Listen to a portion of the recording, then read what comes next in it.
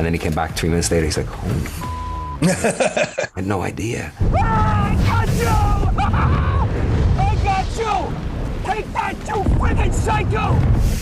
This is a reset to Gotham. How deeply have you fleshed out this world and its players? Because the movie was a detective story, which hadn't been done in one of the movies in the way that I wanted to do it, it meant that Gotham itself needed to be a character. And to me, what was exciting about the idea of having a realized version of Gotham in that way was that it could be like an old Warner Brothers gangster movie or something, that you would go down all the sort of, back alleys, and that if the clues were taking you to, let's say, a nightclub, instead of Sydney Green Street, you'd see Oz, you'd see the Penguin, you'd see iterations of these characters that you had never seen quite in this way before. Whoa, take it easy, sweetheart.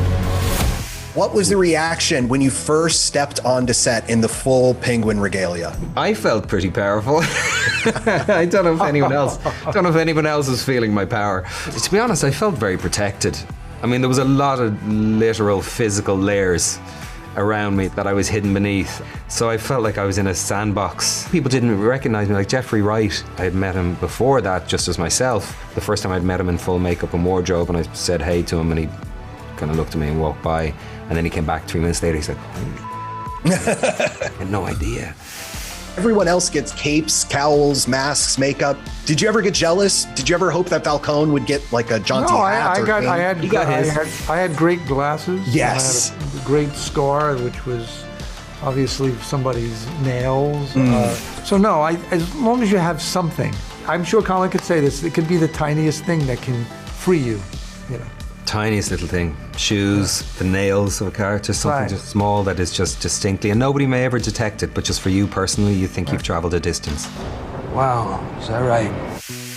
And on that note of, Batman's rogues gallery, are they all on the table for you? Is there anyone in that Batman tapestry that you or DC wouldn't do?